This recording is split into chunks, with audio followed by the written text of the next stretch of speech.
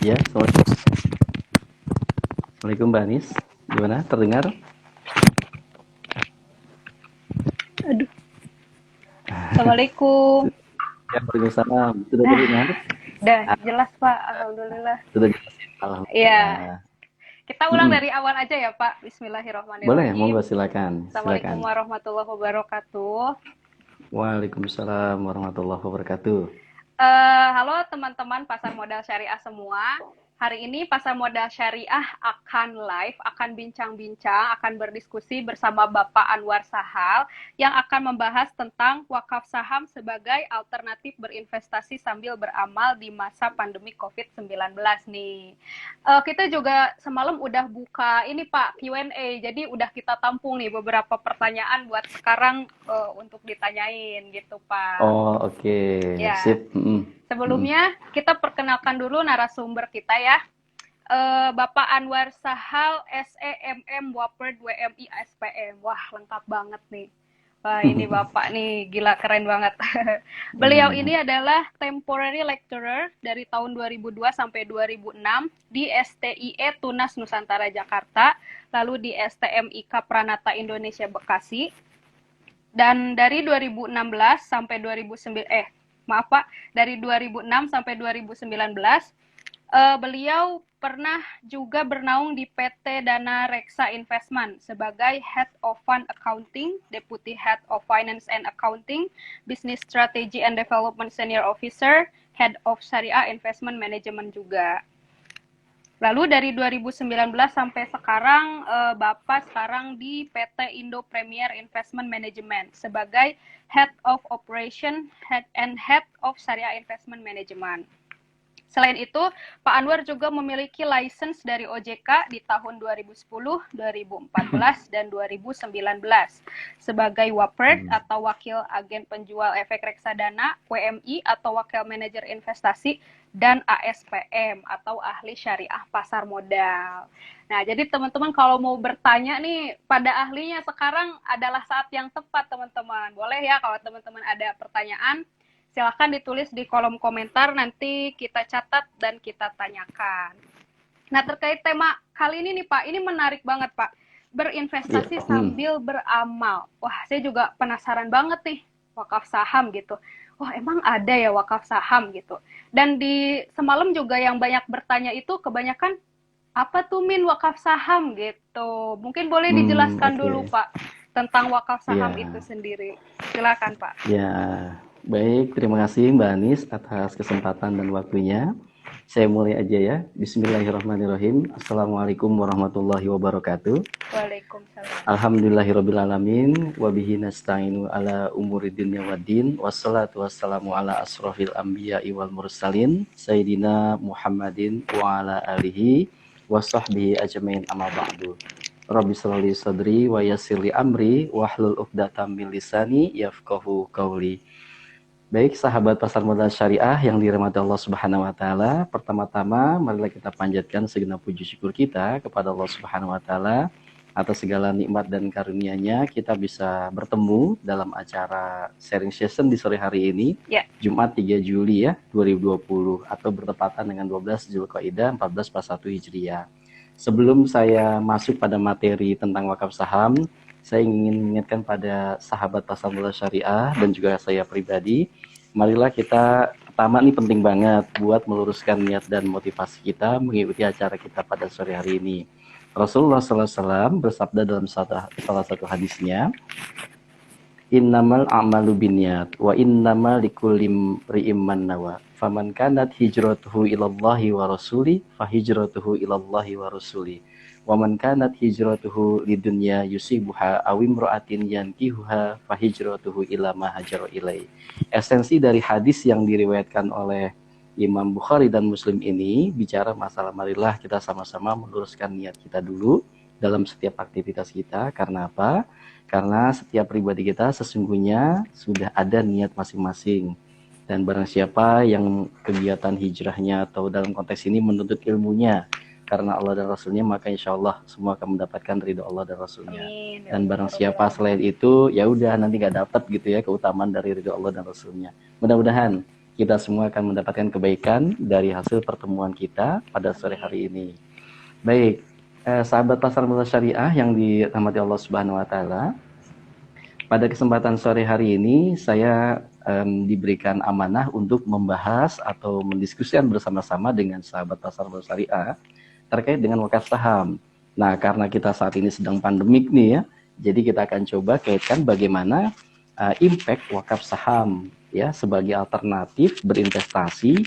Ternyata ada nilai filantropinya juga, yaitu sambil beramal di masa pandemi COVID-19 ini.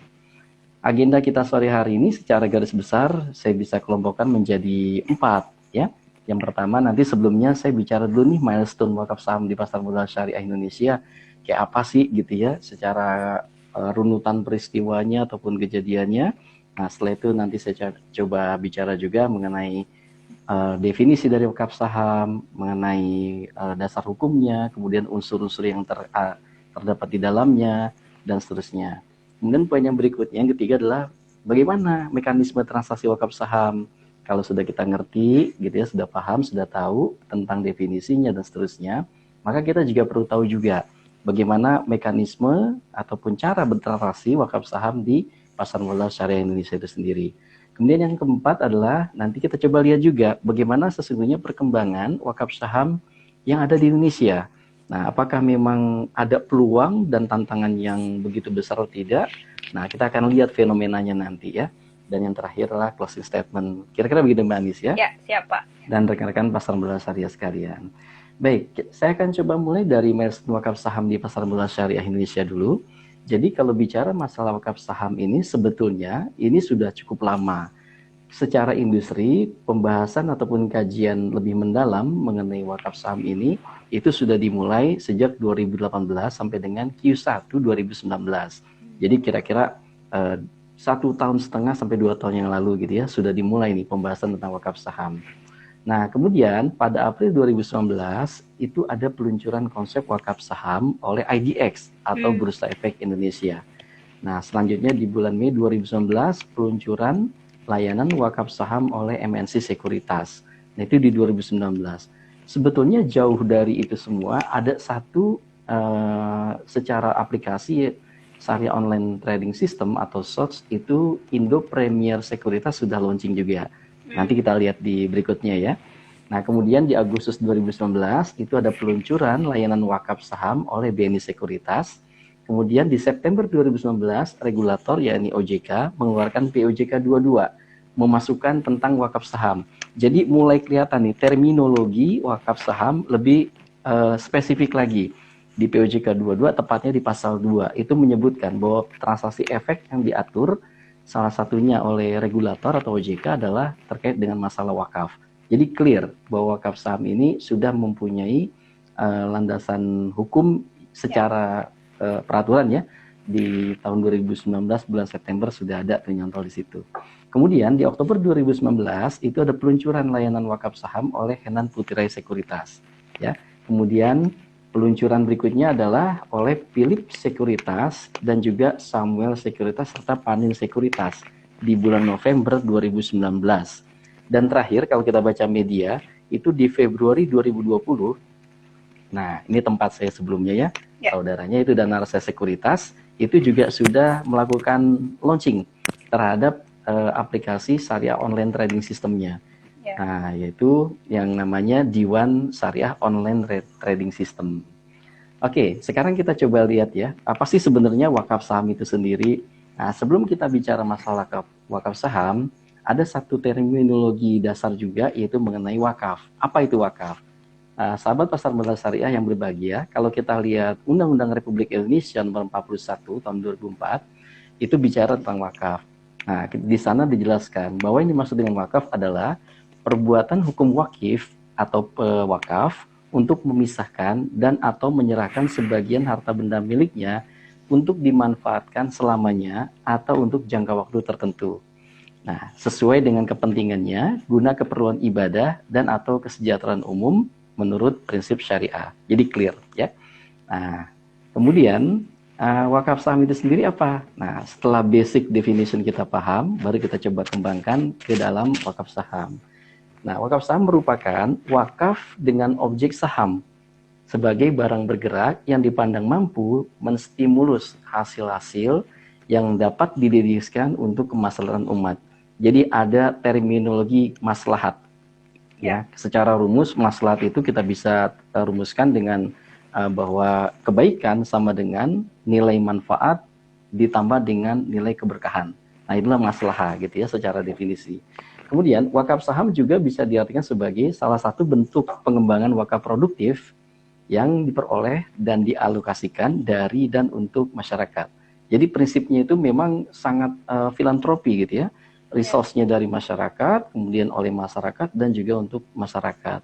Nah, sehingga nanti akan lebih bagus gitu harapan seperti itu. Kemudian yang terakhir juga wakaf saham bisa diartikan sebagai pengembangan dari wakaf uang yang lebih dahulu diimplementasikan. Ya, nanti kita coba singgung sedikit. Kenapa seperti ini? Kok ada istilah wakaf uang, kemudian baru wakaf saham dan seterusnya ya. Oke, terus kalau udah paham nih definisinya, mungkin ada yang bertanya juga, dasar hukumnya apa nih? Apakah sudah sesuai gitu ya dengan prinsip syariah wakaf saham ini? Nah, di dalam Al-Quran dan hadis secara spesifikly memang belum ada satu ayat ataupun hadis yang berbicara tentang wakaf secara letterless gitu ya. Tetapi kita bisa mengambil beberapa ayat dari Quran dan juga hadis Rasulullah terkait dengan wakaf ini. Nah, di antaranya adalah kita bisa buka di surat Al-Imran ayat 92. Allah Subhanahu wa taala berfirman di sana, "Lan tanalul birra hatta tunfiqu mimma tuhibbun wa ma tunfiqu min syai'in fa innallaha bihi alim." Ya, yang artinya kamu sekali-kali tidak sampai kepada kebajikan yang sempurna hingga kamu menafkahkan sebagian harta yang kamu cintai, dan apa saja yang kamu nafkahkan maka sesungguhnya Allah mengetahui. Nah, itu landasan dari Al-Quran di surat Al-Imran ayat 92. Terus kalau kita kutip lagi dari sebuah hadis, nah ini ada hadis yang juga relevan terkait dengan wakaf. Hadis yang diriwayatkan oleh Imam Muslim yang berbunyi, "Idza matal insanun qata'a amaluhu illa min thalathatin min shadaqatin jariyah wa ilmin yuntafa'u bihi wa waladin shalih yad'u lahu." Nah, apabila anak manusia itu wafat atau meninggal, maka ada 3 perkara nih ya yang nggak pernah putus permasalahannya. Yang pertama adalah sedekah jariyah, ya. Yang kedua ilmu yang bermanfaat, dan yang ketiga adalah anak soleh yang terus mendoakan kedua orang tuanya, baik ya sudah wafat maupun masih hidup, begitu ya. Nah, ulama bersepakat bahwa yang dimaksud dengan sedekah jariyah di sini adalah wakaf, ya, wakaf. Jadi clear. Ketika di zaman Rasulullah, ketika itu kan Umar mendapatkan hadiah tanah di wilayah Khaybar ya. Kemudian Umar menghadap Rasulullah, bagaimana nih untuk mentreatment tanah yang beliau dapatkan. Kemudian ya Rasulullah mengatakan bahwa serahkanlah pokoknya, kemudian kamu boleh mengambil hasilnya. Dengan kata lain, nilai pokok dari tanah yang dimiliki Umar kemudian diwakafkan, dan Umar boleh menikmati hasil dari pengelolaan wakaf itu. Ya. Oh, baik. Nah, iya. Pak, terkait boleh ada pertanyaan dulu Pak? Sepertinya ini masih boleh, berkaitan silakan. nih. Ada Boleh, pertanyaan silakan. gini Pak, setahu saya harta yang boleh diwakafkan adalah harta yang bersifat kekal seperti tanah dan bangunan. Bagaimana cara menjadikan saham sebagai harta yang kekal untuk wakaf gitu Pak? Ya, memang ini permasalahan di kita ya, bahwa paradigma masyarakat Indonesia ya masih menganggap wakaf itu seperti kalau kita dengar dulu ada wakaf masjid ya untuk masjid, wakaf untuk membangun musola, wakaf untuk membangun jalanan umum, MCK dan sebagainya. Nah, kemudian dalam perjalanannya seiring dengan perkembangan umat Islam, pemahamannya terhadap ilmu fikih secara kontemporer, maka mulailah muncul tuh jenis-jenis wakaf yang sifatnya wakaf mu'aqqad misalnya gitu ya, atau wakaf sementara, kemudian istilah istibdal atau penukaran dari aset-aset wakaf itu sendiri dan seterusnya. Nah, jadi kalau umpamanya ingin menjadikan wakaf saham gitu ya, ingin mengkonversi ya, nah bisa aja sebetulnya. Nanti itu terkait dengan masalah mekanisme bertransaksi wakaf saham sebetulnya. Ada di slide saya sebetulnya. Bagaimana? Saya mau jelaskan sekarang atau kita tunggu slide berikutnya? Kita tunggu aja Pak, silahkan. Kita tunggu aja ya, biar nanti relevan gitu ya. Tapi ingatkan saya, nanti saya akan jawab itu ya. Tapi paling tidak sudah muncul isu pertanyaan bagus banget dari sahabat Tasawuf Syariah ya. Oke, saya lanjut ya terkait dengan dasar hukumnya. Ada kaidah fikih, al aslu fil muamalatil ibahatu illa ayadulla dalilun ala tahrimiha. Nah, ini menarik banget nih. Wakaf kan salah satu perbuatan muamalah gitu ya. Jadi hukum asal dari semua bentuk muamalah itu boleh ya, kecuali ada dalil yang mengharamkannya. Berbalikan atau terbalik dengan konsep ibadah. Kalau ibadah itu hukum asalnya itu haram, kecuali ada yang membolehkannya. Nah, karena wakaf salah satu aktivitas muamalah, maka aspek perspektif kaidah fikihnya itu membolehkan. Sejauh nanti kita coba pagari dengan rambu-rambu syariahnya begitu ya. Nah, kemudian dari sisi Dewan Syariah Nasional bagaimana? Sampai saat ini kita harus jujur mengatakan bahwa fatwa DSN MUI yang mengatur mengenai wakaf saham ini memang belum ada, ya, belum ada. Namun demikian, kita bisa merefer ke fatwa DSN MUI itu tahun 2002, tepatnya tanggal 11 Mei. Nah, di sana diatur tuh bagaimana wakaf saham ini kemudian bisa ditransaksikan. Dengan kata lain, kedudukannya wakaf saham ini dipersamakan dengan wakaf uang sesuai dengan fatwa DSN MUI tahun 2002, tanggal 11 Mei tepatnya ya. Nah, kemudian yang terakhir, bagaimana dengan positif law-nya ya, hukum positif di negeri ini mengatur tentang wakaf ya. Nah, itu ada 3 paling tidak ya, ada undang-undang dan peraturan pendukung lainnya. Nomor 1 adalah Undang-Undang Nomor 41, tadi yang sudah saya sampaikan di depan, yang berbicara tentang wakaf. Yang kedua, itu Undang-Undang Nomor 42 tahun 2006 tentang pelaksanaan Undang-Undang Nomor 41 tahun 2004 tentang wakaf. Jadi diatur tuh bagaimana teknis pelaksanaan dari wakaf saham dengan refer ke Undang-Undang Nomor 41 dan juga PP Nomor 42. Nah, yang ketiga, ada Peraturan Menteri Agama juga tahun 2013, yaitu Peraturan Menteri Agama Nomor 73, yang bicara tentang tata cara perwakafan benda bergerak dan benda tidak bergerak selain benda tidak bergerak dan benda bergerak selain uang. Ya, itu nanti ada kaitannya dengan pertanyaan sebelumnya ya. Baik. Nah, setelah kita tahu dasar hukumnya, terus siapa aja sih sebetulnya nih yang terlibat dalam transaksi wakaf saham? Oke.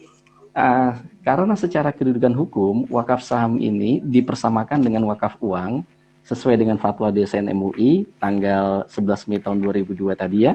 Maka unsur-unsur ataupun pihak-pihak yang terlibat dalam wakaf saham ini dipersamakan juga dengan unsur-unsur atau pihak-pihak terlibat dalam wakaf. Siapa aja? Ada 6. Ada 6. Yang pertama adalah wakif ya. Wakif adalah orang yang berwakaf. Kemudian yang kedua adalah nazir, yaitu pihak yang mengelola wakaf. Kemudian yang ketiga mauquf bih, atau benda-benda yang boleh diwakafkan. Kemudian ikrah wakaf ya, atau perjanjian dalam transaksi wakaf. Kemudian mauquf alai, yaitu pihak penerima. Kalau bahasa di zakat itu mustahik gitu ya. Kalau di wakaf itu disebut dengan mauquf alai. Dan yang terakhir atau yang keenam adalah haul, tenor, jangka waktunya. Jadi wakafnya ini mau abadi atau mau rentang waktu tertentu gitu ya. Nah, itu bisa ditetapkan di depan sesuai dengan akad akad ataupun ikrar wakafnya itu sendiri. Oke, ya seperti itu ya. Nah, itulah unsur-unsurnya. Oke, setelah kita tahu unsur-unsurnya ataupun pihak yang terlibat di dalam transaksi wakaf, terus gimana nih ketentuan untuk bisa bertransaksi wakaf saham atau pengelolaannya gitu ya. Nah, dalam hal ini kita bisa jelaskan sebagai berikut ya, bahwa investor yang dapat melakukan wakaf saham itu hanya investor syariah yang memiliki rekening saham syariah dan bertransaksi melalui aplikasi yang disebut dengan syariah online trading system. Nah, jadi kalau umpamanya perusahaan efek tersebut tidak punya aplikasi SOTS atau syariah online trading system, itu tidak bisa. Ya. Kemudian yang kedua, anggota bursa yang bisa memfasilitasi transaksi wakaf saham ini adalah anggota bursa yang memiliki SOTS. Clear ya? Clear. Jadi kalau nggak punya SOTS, ya nggak bisa diotomatis begitu. Oke, yang selanjutnya adalah objek wakaf hanya berupa saham syariah yang masuk dalam daftar efek syariah. Jadi kita tahu ada ISI, ada JII, ya, itu dia merupakan bagian dari DES atau daftar efek syariah.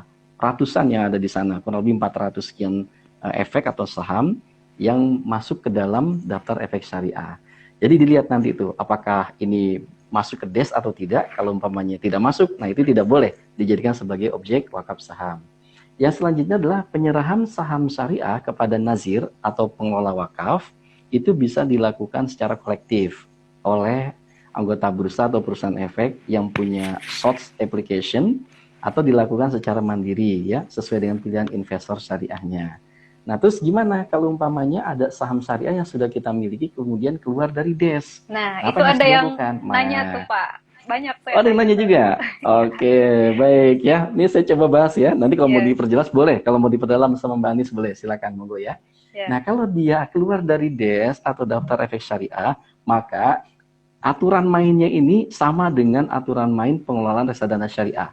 Nah, mengacunya kemana? DES ini kan terbit 2 kali dalam 1 tahun ya, tiap bulan Mei dan bulan November. Nah, biasanya itu investor harus hati-hati tuh, juga manajer investasi juga harus hati-hati. Apakah daftar efek syariahnya itu masih eksis atau sudah tertendang gitu ya dari daftar efek syariah? Maka dia harus dikeluarkan atau ditukarkan ya maksimal 10 hari kerja atau 10 hari bursa.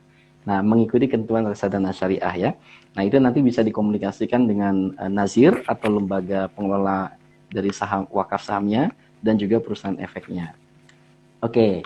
Terus apabila yang selanjutnya adalah apabila objek wakaf berupa keuntungan investasi saham syariah, nah ada 2 kan, berupa gain ya, capital gain ataupun dividen, maka harus diinvestasikan kembali ke dalam saham syariah, reinvest. Nah, ini untuk menjaga sustainable dari wakaf yang sudah dilakukan sebelumnya ya. Nah, selanjutnya, bagaimana kalau umpamanya terjadi penurunan nilai terhadap wakaf sahamnya itu sendiri? Nah, disinilah pentingnya ketika nanti melakukan penyaluran manfaat atas wakaf saham yang sudah dilakukan oleh wakif, kemudian dititipkan ke perusahaan efek, kemudian nazir, maka harus di-manage tuh supaya ketika mengalokasikan seluruh nilai manfaat yang sudah didapatkannya itu jangan jor-joran istilahnya begitu ya, tapi diaturlah secara smooth gitu supaya nanti bisa melanjutkan program-program selanjutnya yang dilakukan oleh para nazir. Nah, yang terakhir adalah nazir berhak atas ujroh ya, atas ujroh pengelolaan wakaf sesuai peraturan yang berlaku. Ujroh itu apa? Ujroh itu adalah fee ya, fee. Kemudian akadnya dilakukan apa? Wakalah bil ujroh. Jadi investor atau wakif menyerahkan wakaf sahamnya ya, wakaf saham syariahnya kepada lembaga pengelola atau nazir atau perusahaan efeknya, kemudian nanti dalam pengelolaan tersebut si nazir berhak. Nah, ini diatur oleh Undang-Undang Nomor 41 tahun 2004 ya, bahwa nazir menjadi pihak yang berhak menerima upah atau ujroh atas pengelolaan wakaf saham itu sendiri. Oke. Sampai di sini ada yang mau ditanyakan dulu atau saya lanjut dulu? Ada satu pertanyaan sih Pak yang menyangkut nazir. Dalam wakaf saham, Baik. siapa saja yang diperbolehkan menjadi nazir Pak? Apakah sama dengan nazir-nazir wakaf yang biasa gitu Pak? Oke, siapa aja nih yang boleh menjadi nazir gitu ya? Nah, beberapa waktu lalu ada salah seorang profesor yang merupakan komisioner dari Badan Wakaf Indonesia, nulis artikel bagus tuh ya tentang perlunya lisensi bagi para nazir atau pengelola wakaf. Jadi siapa aja yang boleh menjadi nazir? Nah, secara regulasi tentunya pihak-pihak yang boleh menjadi nazir itu adalah pihak-pihak yang sudah mendapatkan izin dari Badan Wakaf Indonesia. Nah, jadi dia mengajukan perizinan dulu nih kepada Badan Wakaf Indonesia atau BWI bahwa dia akan menjadi nazir atau pengelola wakaf. Baiknya nazir yang dipilih oleh para wakif atau pewakaf adalah sebaiknya institusi ya. Nazir yang dalam bentuk institusi, jangan perorangan. Kenapa? Karena kalau sudah bentuk institusi itu akan lebih profesional biasanya. Oleh karena itu hati-hati juga kepada para wakif gitu ya atau pewakaf ketika ingin menyerahkan harta yang ingin diwakafkannya supaya nanti tidak salah sasaran ketika ingin disalurkan nilai manfaatnya. Jadi kuncinya adalah siapa saja bisa selama dia mendapatkan izin dari Badan Wakaf Indonesia selaku pihak yang memang bertanggung jawab nih terhadap kegiatan nazir-nazir atau pengelola wakaf yang ada di Indonesia. Nah, seperti itu Mbak Nis. Oh iya, sudah jelas ya teman-teman, siapa saja boleh selama dia sudah diberi izin oleh BWI gitu. Monggo Ya, Pak, dilanjut. Lanjut ya. Oke, baik. Baik, sahabat pasar modal syariah. Terus gimana nih prosesnya? Kalau tadi kita sudah tahu ya, ketentuan umumnya, prosesnya kayak gimana nih kalau saya mau melakukan wakafnya? Nah, kalau prosesnya itu sebenarnya simple banget gitu ya. Kalau umpamanya Mbak Anis ini sebagai investor ingin berwakaf saham, maka Mbak Anis tinggal datang ke perusahaan efek yang merupakan anggota bursa, ya, anggota bursa yang memang sudah memberikan layanan transaksi wakaf saham. Kan anggota bursa itu banyak ya, kurang lebih ada 115 kalau saya lihat di webnya OJK ataupun BI itu. Kemudian yang sudah melayani transaksi wakaf saham itu melayani transaksi wakaf saham itu ada kurang lebih 15 perusahaan sekuritas, ya, ada 15. Tapi dari 15 ini nggak semuanya bisa melakukan atau melayani transaksi wakaf saham. Kenapa? Tadi karena mereka belum punya aplikasi yang namanya syariah online trading system gitu ya. Jadi belum melayani nih. Itu dia, masih ada keterbatasan ya. Jadi datang ke perusahaan sekuritas, buka account nanti di sana, nanti diberikan formulir oleh perusahaan sekuritas tersebut ya. Kemudian diisi aja, dilengkapi apa yang diminta, apakah nanti identitas diri berupa KTP, kemudian alamat dan seterusnya. Itu dilengkapi semua formulirnya. Setelah itu semua lengkap gitu, maka kita akan terdaftar nih sebagai nasabah di perusahaan efek tersebut yang mempunyai keinginan atau niat untuk melakukan wakaf saham gitu ya, terutama wakaf saham syariah.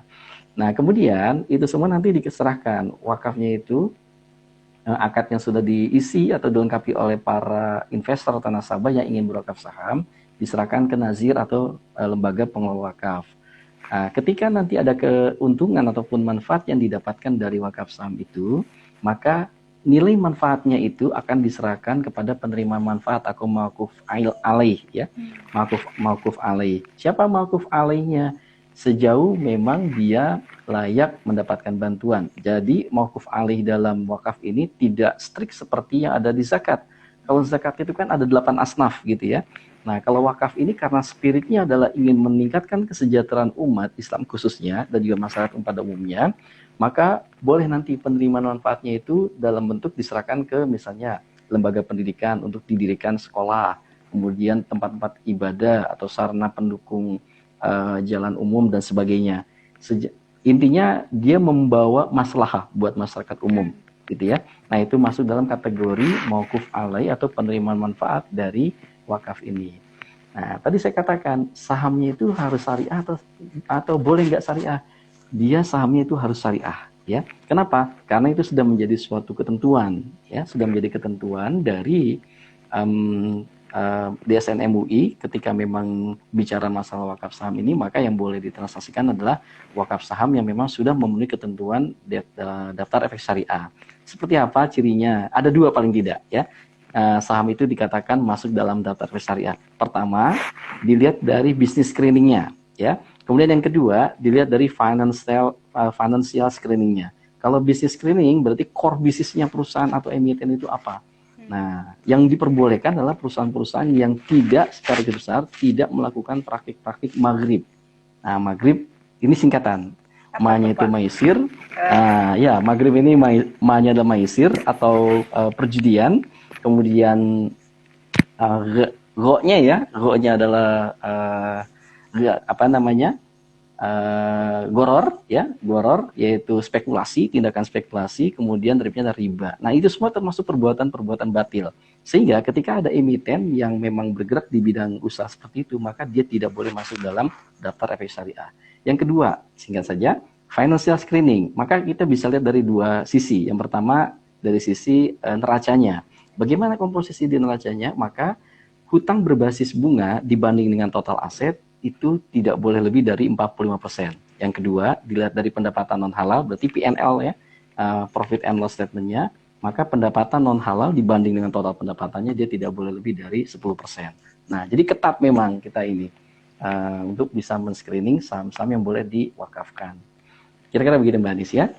Baik, saya lanjut dulu ya. Ya Pak. Nah, selanjutnya mungkin teman-teman nanti juga bertanya, kalau saya mau berwakaf saham, terus apanya nih yang saya mau wakafkan? Apakah sahamnya atau kan tadi disinggung juga ya, keuntungan yang didapat dari saham itu sendiri. Oke, dalam hal ini ada 2 model teman-teman. Model yang pertama adalah wakaf yang bersumber dari keuntungan saham, ya, dari keuntungan investor saham. Berupa apa? Berupa capital gain dan juga dividen. Oke. Nah, sumber wakaf berasal dari bagian atau persentase keuntungan investor saham syariah. Ini model yang pertama ya. Berikutnya dipotong langsung dari keuntungan penjualan saham syariah. Kemudian berikutnya ketika ditransaksikan maka dia melibatkan anggota bursa atau perusahaan efek yang memiliki SOX atau Syariah Online Trading System sebagai institusi yang melakukan pemotongan keuntungan. Berikutnya adalah keuntungan yang dipotong itu akan di-store kepada nazir atau pengelola wakaf. Yang selanjutnya, nazir akan mengkonversi keuntungan tersebut menjadi aset produktif ya, atau langsung dikonversi menjadi aset sosial. Seperti apa? Seperti masjid, kemudian rumah sakit, ya, sekolah-sekolah dan sebagainya. Nah, itu model yang pertama, yaitu wakaf yang bersumber dari keuntungan dari saham syariahnya. Nah, yang kedua adalah modelnya ini wakaf yang berasal dari saham syariahnya itu sendiri. Jadi yang menjadi objek yang akan diwakafkan adalah saham syariahnya. Nah, gimana tuh caranya? Nah, kita bisa lihat sumber wakaf berasal dari saham syariah yang dibeli oleh si investor syariah. Oke. Yang berikutnya adalah yang diserahkan untuk keperluan wakaf adalah saham syariah yang dibeli, bukan keuntungan dari saham syariah. Selanjutnya, saham syariah yang akan diwakafkan atau distorkan ke lembaga pengelola investasi saham tadi, wakaf sahamnya ya. Selanjutnya adalah keuntungan yang berasal dari pengelolaan saham syariah oleh pengelola investasi akan distor ke nazir atau lembaga pengelola wakaf. Kemudian nazir akan mengkonversi sama dengan yang model satu tadi. Setelah dia dapatkan saham syariahnya maka akan dikonversi menjadi aset produktif atau aset sosial. Nah, berikutnya adalah saham syariah yang sudah diwakafkan ini tidak boleh diubah oleh nazir tanpa sepengetahuan dan tanpa seizin dari si wakif atau pihak berwakaf. Jadi nggak boleh sembarangan tuh. Nah, itu semua kan sudah diakadkan di depan ya Mbak Anis ya, di dalam bentuk ikrar wakaf. Umpamanya sudah di state di ikrar wakafnya itu, nanti nilai manfaat dari wakaf saham syariah saya ini minta dikonversi menjadi sekolah misalnya gitu. Kemudian si nazir tiba-tiba mungkin ada proyek-proyek lain. Oh, butuhnya nih MCK misalnya. Nah, dikonversi tuh. Nah, ini nggak boleh serta-merta seperti itu. Harus seizin, sepengetahuan dari si wakif atau pihak yang berwakaf. Nah, kalau umpamanya dilakukan gimana? Berarti cedera nanti itu si nazirnya, bisa kena sanksi gitu ya. Kena teguran gitu. Oke. Nah, itu dua modelnya ya. Nah, mungkin juga dalam kesehariannya kita mendengar juga tuh ada model wakaf saham, ada juga yang disebut dengan wakaf share gitu ya. Nah, apakah sama Pak? Beda ya. Kalau wakaf saham itu kan investor saham syariah yang mengisikan keuntungan investasinya atau portofolio sahamnya untuk berwakaf gitu ya. Tadi saya sudah jelaskan, beli saham syariah, kemudian diniatkan dan nih saya wakafkan semuanya gitu ya. Apakah pakai model 1 atau model 2 gitu. Kemudian kalau wakaf share itu, nah ini institusi yang mengeluarkan sertifikat wakaf yang dijual kepada masyarakat yang ingin berwakaf. Nah, belum lama tuh umpamanya ada BRI kalau tidak salah mengeluarkan sertifikat wakaf, kemudian dijual, ya istilahnya gitu ya, dilelang. Ayo siapa nih mau berwakaf nih, masyarakat silakan beli sertifikat ini. Nanti dana yang terkumpul itu baru digunakan untuk membangun sesuatu sesuai dengan tujuan yang telah ditetapkan. Nah, oke ya. Nah, itu adalah model-model dari wakaf. Nah, Terus ini Pak, mungkin siapa aja sih? Apa kalau boleh, silakan. teman-teman ingin membaca lebih lanjut, ada yang nanya juga barusan dari Rafa Syed Manggala, apakah slide akan di-share katanya? Boleh nggak Pak nih di-share nanti? Oh, boleh, dengan senang hati. Ya, ada nanti. hadis dari Ibnu Majah mengatakan bahwa kurang lebih artinya begini ya teman-teman, sebaik-baik sedekah adalah mempelajari suatu ilmu ya, kemudian menyampaikannya kepada orang lain. Nah, ini ya, Rasulullah dari riwayat Imam Ibnu Majah. Jadi nanti saya akan share dengan Mbak Anis ya. Nanti siap, akan Pak. Saya kirim linknya. Dengan senang hati nanti saya akan kirim ya. Nanti saya pasang linknya di akun Pasar Modal Syariah, teman-teman nanti tinggal lihat aja update-annya di sana. Kayak gitu kali ya, Pak ya? Boleh. Oke, siap. Pak. Silakan Pak dilanjut, Pak. Baik ya. Nah, tadi kan disinggung juga tuh perusahaan efek ataupun anggota bursa yang boleh melakukan transaksi hanya perusahaan yang memang memiliki fasilitas SOTS gitu ya. Dan juga tentunya dia sudah melayani transaksi wakaf saham. Kalau punya fasilitas SOTS tetapi juga dia belum melayani transaksi wakaf saham, itu juga tidak bisa. Yang sudah punya fasilitas SOTS itu ada 15 ya. Cukup banyak memang. Yang pertama itulah Indo Premier Sekuritas, namanya iPod Syariah. ada Mirai, BNI, Trimegah, Mandiri Sekuritas, Pandin Sekuritas, Sukor Invest Sekuritas, kemudian ada First Asia Capital Sekuritas, berikutnya ada MNC Sekuritas, ada Henan Putirai, ada Philips Sekuritas, RHB Sekuritas, kemudian Samuel Sekuritas. Terakhir adalah Dana Reksa Sekuritas, ya, dengan Dewan SOTS-nya itu. Nah, kemudian siapa aja nih dari 15 tadi yang sudah melayani transaksi wakaf saham? Kalau Mbak Anis dan teman-teman sekalian mau berwakaf saham, nah itu bisa datang paling tidak ke 6 perusahaan efek atau anggota bursa ini yang sudah mempunyai SOTS dan melayani transaksi wakaf saham. Siapa aja? Nah, bisa dicatat teman-teman ya. Satu adalah BNI Sekuritas, Anda bisa datang ke sana. Yang kedua MNC Sekuritas, kemudian Samuel Sekuritas, HP ataupun Hainan Putira Sekuritas, Philips Sekuritas, dan Panin Sekuritas. Nah, Anda bisa datang ke sana untuk buka rekening dengan tujuan berwakaf saham syariah nanti, gitu ya. Nah, bismillah, mudah-mudahan ini menjadi satu jalan kebaikan bagi kita semua. Nah, terus kalau sudah tahu tadi perusahaan efeknya atau anggota bursanya, kemudian yang kedua, perusahaan efek atau anggota bursa yang bisa bertransaksi, melayani transaksi wakaf saham. Nazirnya gimana? Nazirnya sampai saat ini masih sangat terbatas. Nah, ini challenge buat kita semua ya. Paling tidak ada dompet duafa, kemudian global wakaf, dan juga PPPA Darul Quran. Nah, yang aktif saat ini, kalau menurut pernyataan saya, itu semua tadi di bawah koordinasi BWI atau Badan Wakaf Indonesia. Sebagai memang pucuk dari organisasi wakaf ini ya. Badan yang mengawasi, mengatur, dan seterusnya. Sesuai Undang-Undang Nomor 41 tadi ya, tahun 2004. Ada dompet duafa, ada global wakaf. Nah, mereka ini sangat aktif. Sangat aktif. Bahkan terakhir tahun 2019 lalu saya pernah bekerja sama juga waktu di tempat sebelumnya, itu Syarikat Islam. Nah, Syarikat Islam ini juga sedang mencoba membesarkan dirinya karena melihat potensi berbuat kebajikan sangat terbuka, sangat lebar, sangat luas. Maka Syarikat Islam waktu itu di bawah komandonya Bapak Hamdan Zulfa ya, mantan ketua MK kita, beliau sangat semangat sekali itu untuk bisa membesarkan Syarikat Islam. Mudah-mudahan bisa terwujud cita-cita beliau. Jadi paling tidak ada dompet duafa, kemudian ada global wakaf, ada PPP, ada Quran. Nah, gitu itu ya. kalau investor sendiri menunjuk nazir boleh dipilih sendiri oleh investor atau harus nazir yang sudah punya kerjasama dengan SOTS-nya, Pak? Biasanya nazirnya itu si perusahaan efeknya ya atau anggota bursanya itu sudah menjalin kerjasama dulu. Misalnya tadi MNC Sekuritas gitu ya. Nah, kalau umpamanya kita datang ke sana, kita mau nanti kita salah satu yang kita akadkan atau ikrarkan itu adalah ketika ada keuntungan dari wakaf saham ini misalnya gitu ya. Nanti akan dikelola oleh siapa? Umpamanya nah, dalam hal ini tentunya kita nggak bisa tuh mengatur ini karena mereka secara institusi pastinya sudah menjalin kerjasama dengan nazir-nazir yang ada. Saya yakin dua nazir ini bisa menjadi mitra semua perusahaan efek yang ada ya, karena nazirnya juga masih cukup terbatas. Tadi baru ada dompet duafa, kemudian global wakaf, PPP, dan Darul Quran. Nah, kalau MNC kerjasama dengan dompet duafa gitu ya. Kemudian kalau global wakaf, ya itu kerjasama dengan siapa? Dengan bisa jadi dengan Philips Sekuritas dan seterusnya. Jadi ditentukan oleh perusahaan efeknya itu yang sudah menjalin kerjasama sebelumnya dengan nazir atau lembaga wakafnya, gitu ya. Oke. Nah, kalau umpamanya kita bisa milih, enak juga sih, gitu ya. Terakhir pada waktu saya coba mau buka rekening itu ternyata memang perusahaan efek itu sudah kerjasama sebelumnya. Ya.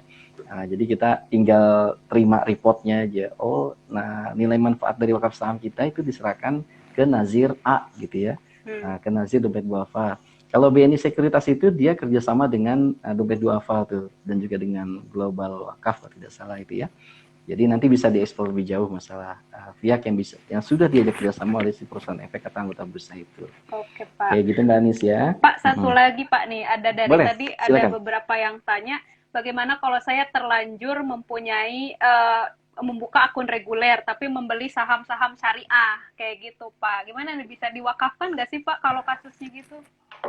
Oh iya, jadi pada saat buka rekening memang biasanya ada dua tawaran ya. Yang pertama akunnya reguler, yang kedua akun syariah. Nah, kalau kita sudah buka rekening reguler, itu yang saya tahu pada saat proses ke Philips Sekuritas itu, saya sebut ya namanya deh, nggak apa-apa ya. Nah, itu memang nggak bisa. Jadi kalau kita sudah masuk ke akun reguler, terus mau diwakafkan, itu tidak terfasilitasi. Terus gimana dong caranya kalau umpamanya mau tetap bisa berwakaf?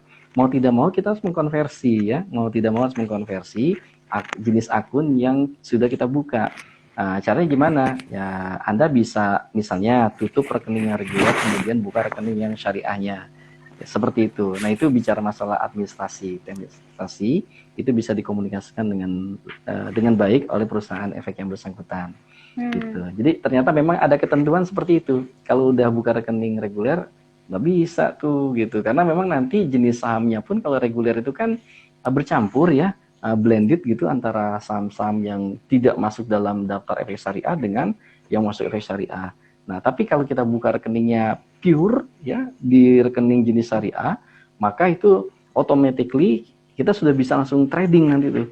Jadi kita saat ini punya uang umpamanya di cashnya itu di rekeningnya 1 juta. Kita liatin tuh, hari ini gimana nih pergerakan indeks gitu ya. Wah kayaknya TLKM lagi bagus nih. Oh saya beli nih. Saya beli, kemudian kita sudah mengakadkan bahwa yang akan saya wakafkan adalah keuntungan dari wakaf saham syariahnya. Berarti kan ada capital gain ataupun dividen gitu ya. Nah, dalam ini misalnya kita dapat capital gain. Nah nanti automatically si perusahaan efek ini akan menghitung gitu ya mengenai capital gain yang kita dapatkan, dan kemudian itu akan segera disampaikan atau diserahkan kepada nazir atau lembaga pengelola wakaf, misalnya ke dompet duafa. Misalnya ke dompet duafa. Nanti dompet duafa akan mencatat tuh, oh ini ada penerimaan penyisian atas keuntungan dari wakaf saham syariah dari perusahaan efek A umpamanya, seperti itu. Jadi kesimpulannya harus mengkonversi itu gitu ya. Yang reguler nggak bisa Mbak Anis karena blended di dalamnya sahamnya ya. Mau nggak mau harus masuk ke rekening syariahnya. Seperti itu ya. Oke, menyinggung lagi tadi Pak yang kayaknya masih berkaitan nih. Bagaimana cara menghitung nilai pokok wakaf saham itu sendiri Pak? Nilai pokok saham ya. Jadi kan yang menjadi acuan berapakah harga saham yang bisa diakui pada saat kita membeli wakaf saham. Kalau dari beberapa literasi yang saya baca itu ya, saya ketahui bahwa penetapan harga saham syariah yang digunakan adalah penetapan harga saham penutupan hari sebelumnya. Jadi ada closing price, umpamanya hari ini nih, sekarang kan bursa tutup jam 3 ya, jam 3 sore atau jam 15. Nah itu nanti kita lihat tuh, umpamanya ada saham TLKM, jadi closing price-nya berapa? Sekian rupiah. Nah itu, kemudian kita besok mau buka rekening, nah itu yang menjadi acuan gitu ya, yang menjadi acuan nilai pokok dari wakaf saham sendiri. Nah nanti di state. Terus ada yang tanya mungkin Pak, kan itu harganya berfluktuasi. Ya, memang ini menjadi sesuatu isu yang menarik ya dalam wakaf saham ini. Banyak yang bertanya juga tuh ke saya waktu itu, Pak, bukankah harga saham itu pricingnya volatilitasnya cukup ekstrim gitu ya, cukup sensi gitu. Ya, nah memang isu-isu seperti ini menjadi sesuatu yang terus kita diskusikan. Tapi prinsipnya bahwa yang menjadi acuan nilai pokok dari wakaf sahamnya akan di state adalah harga harga penutupan saham pada hari sebelumnya. Seperti itu ya, Mbak Anis ya. Baik, Pak. Mungkin ada lagi yang mau dilanjutkan, Pak? Kalau sudah selesai materinya, kita ke tanya jawab. Tapi kalau masih ada yang dilanjutkan, monggo, silahkan. Ya, oke. Sedikit saja bahwa ternyata saya sambung lagi ya. Sebetulnya bicara masalah wakaf saham ini itu peluangnya besar, tantangannya juga besar.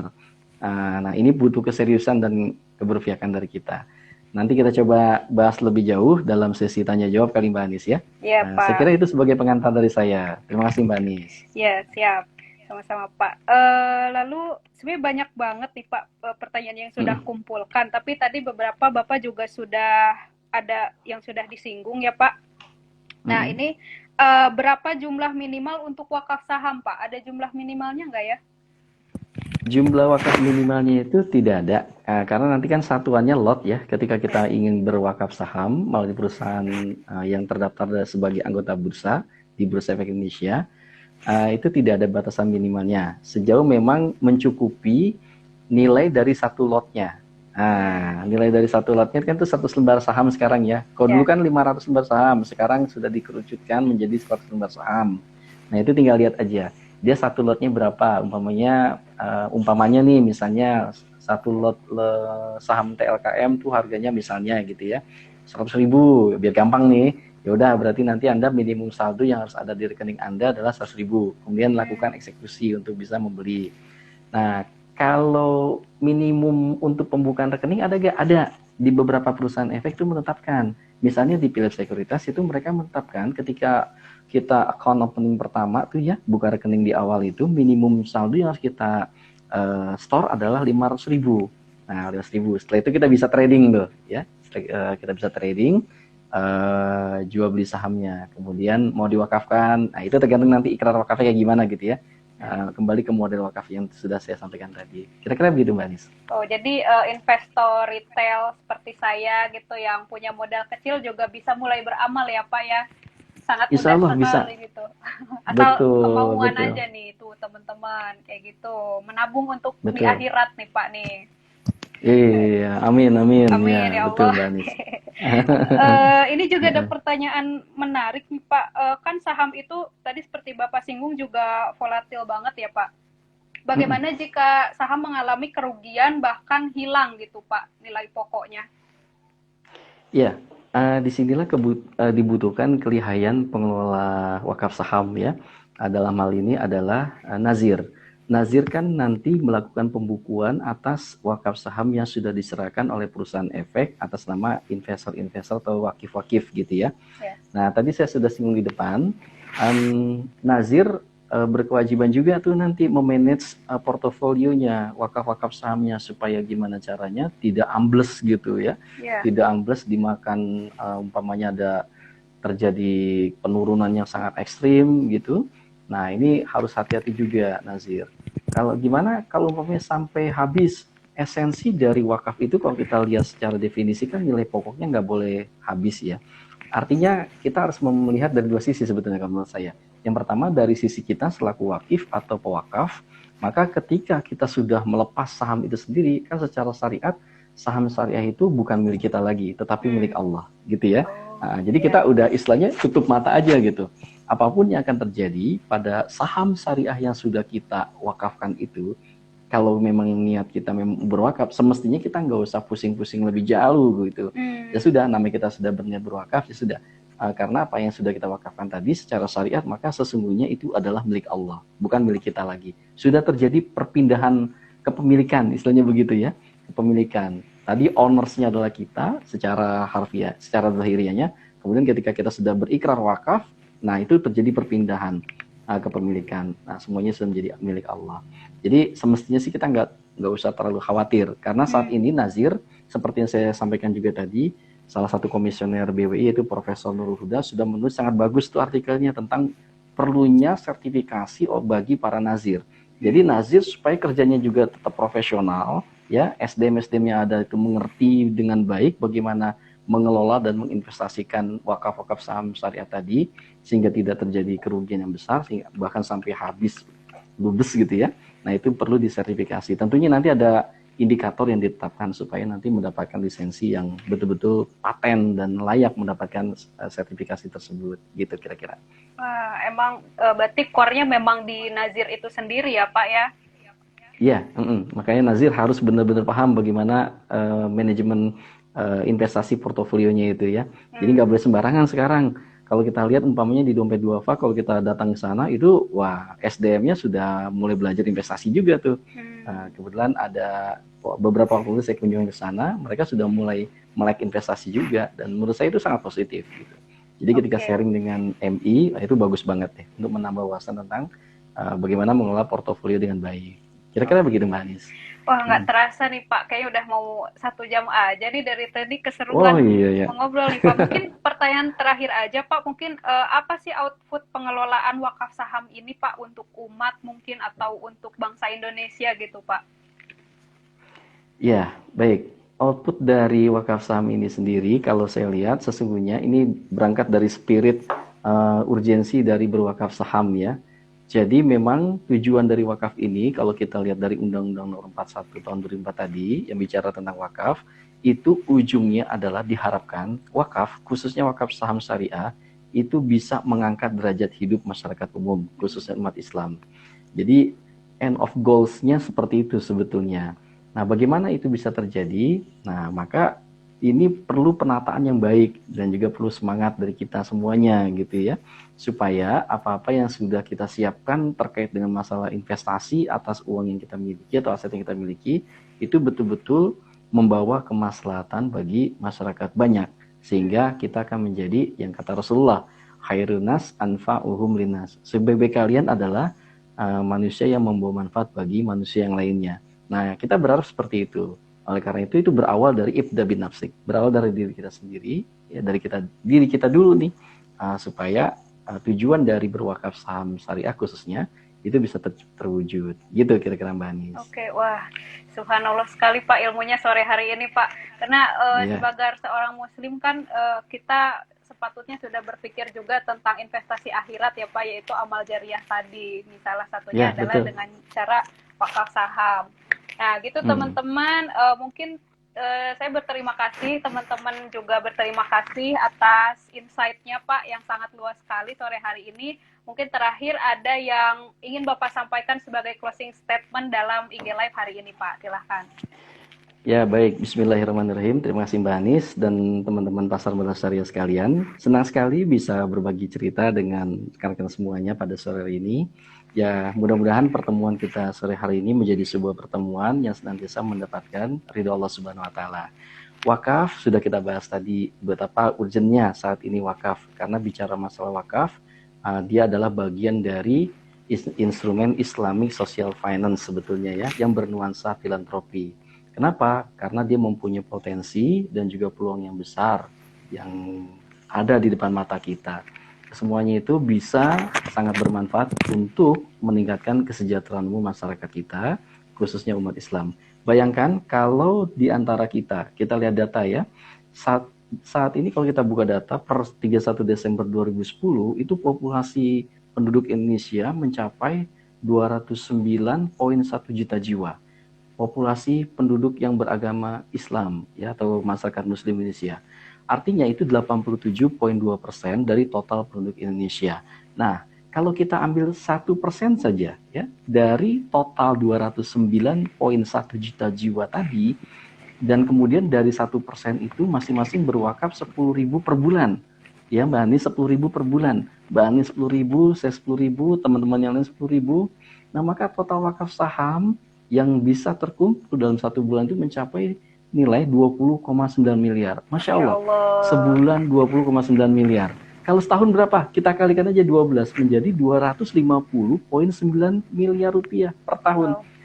Nah, kalau ini bisa terwujud, ini kemiskinan yang melanda masyarakat kita, khususnya kaum muslimin yang ada di pesisir atau di daerah-daerah, itu sesungguhnya akan bisa terangkat derajat martabat kehidupan mereka. Nah, jadi dari 1% ini gimana nih supaya kita bisa ngegerakin? Nah, oleh karena itu, beberapa waktu lalu saya melakukan penelitian, paling tidak saya ukur dari 5 indikator ya, mengenai product knowledge-nya, kemudian Islamic religiosity-nya, consumer attitude, dan seterusnya. Nah, ternyata problem yang didapati dari penelitian saya itu ada 2. Yang pertama, kesadaran masyarakat berwakaf saham itu masih rendah. Dengan kata lain, product knowledge ya ini masih mengalami lack of understanding gitu ya, lack of product understanding, lack of product knowledge. Ini problem pertama. Yang kedua, ternyata masyarakat yang saya teliti waktu itu dengan domisili Jabodetabek itu belum sepenuhnya memiliki rasa trust yang baik kepada para nazir atau lembaga pengelola wakaf. Maka saya gembira sekali ketika Prof. Nurul Huda, Komisioner BWI, mengatakan bahwa sertifikasi itu menjadi sesuatu yang sangat penting bagi para nazir untuk meningkatkan pelayanan secara lebih profesional lagi. Nah, oleh karena itu, ini akan berawal dari keberpihakan kita selaku masyarakat yang ada di Indonesia, khususnya masyarakat Muslim, untuk menunjukkan keberpihakannya kepada pengembangan keuangan syariah Indonesia. Kenapa? Ingat tadi, idza matal insanun qata'u amaluhu illa min thalathatin min shadaqatin jariyah wa ilmin yuntafa'u bihi wa waladin sholih yad'u lahu. Ingat ya, semua ini kalau kita udah mati akan terputus kecuali 3 perkara tadi. Sedekah jariyah yaitu wakaf, kemudian ilmu yang bermanfaat, dan juga doa-doa anak soleh kita. Saya kira itu Mbak Anis. Oke. Walang bisawab, mohon maaf kalau ada kekurangan dari saya. Assalamualaikum warahmatullahi wabarakatuh. Waalaikumsalam warahmatullahi wabarakatuh. Nah, jika teman-teman mau lebih lanjut nih bertanya kepada Pak Anwar, silahkan follow Instagram Pak Anwar di @anwar.sahal11 ya Pak? Iya, betul. Iya, di anwar.sahal11.